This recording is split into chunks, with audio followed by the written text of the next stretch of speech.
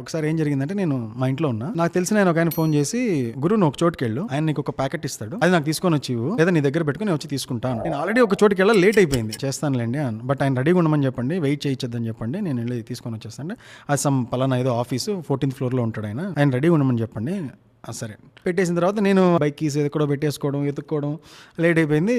నేను వెళ్ళి ఆయనకి ఫోన్ చేశా, సార్ మీ దగ్గర ఏదో ప్యాకెట్ ఉందంట కదా, అది కలెక్ట్ చేసుకోవడానికి వచ్చాను అని అన్న. అంటే ఆయన అవునా వచ్చారా, సరే అండి మీరు 14th floor కి రండి అని. ఆల్రెడీ నాకు లేట్, ఇప్పుడు బైక్ పార్కింగ్ ఎత్తుక్కొని నేను పార్క్ చేసి ఆ లిఫ్ట్ ఎత్తుక్కొని ఆ ప్యాకెట్ మళ్ళీ ఇదంతా జర్నీ కింద చేసుకొని వచ్చి వెళ్ళినప్పుడు నేను వెళ్ళాల్సిన పని అయిపోతుంది. ఆ కోపం వచ్చి పని అయింది, నన్ను పైకి కిందకి తిరగమంటాడా అని లోపల చిన్న కోపం వచ్చి, సార్ నేను రెడీగా ఉండమని చెప్పాను సార్, నేను అర్జెంట్గా వెళ్ళాలి సార్, మీరే వచ్చి ఇవ్వండి, నేను రాలేను ఇప్పుడు, నాకు టైం లేదు అని. అంటే ఆయన ఒక చిన్న పాజ్ తీసుకొని ఓకే అండి అన్న పెట్టేసి, స్ట్రిక్ట్ లేకపోతే కుదరదు ఈ లోకంలో, మనం స్ట్రిక్ట్ గా మాట్లాడకపోతే పనులు జరగవు, ఆడుకుంటారు మనల్ని. అది ఇదే నేను ఏదో పెద్ద హీరోయిజం ఫీల్ అయ్యా ఆయనతో నేను ఏదో స్ట్రిక్ట్ గా మాట్లాడానంటే ఫీల్ అయ్యా. ఆయన కొంతసేపటికి మెల్లగా దిగి ఆయన నా వైపు వస్తున్నాడు అనమాట. చూస్తే ఆయనకి 2 కాళ్ళు లేవు, ఆయన అవి 2 పట్టుకొని మెల్లగా వస్తున్నాడు. చూసినప్పుడు పటా పటా పటా కొట్టుకున్నట్టు అయింది. అరే కొంచెం కైండ్ గా మాట్లాడచ్చు కదరా, పని నీది అని చెప్పి, if you are right okay, నువ్వు రైట్ అయినంత మాత్రం ప్రపంచం అంతటి నువ్వు రూడ్ గా ఉండాల్సిన అవసరం లేదు కదా, కొంచెం కైండ్ గా మాట్లాడండి, ఎంత బాగుండేది. నేను అర్లీగా బయలుదేరి ఉంటే నేను హాయిగా డీల్ చేసే ఉండేవాడిని కదా, నేను ఆ బైక్ కీస్ ఎక్కడో పెట్టుకుంటే కరెక్ట్ కీచైన్ తగిలించుంటే బాగుండు కదా. అంతా రష్ చేసుకుంది నేను, ఇప్పటికీ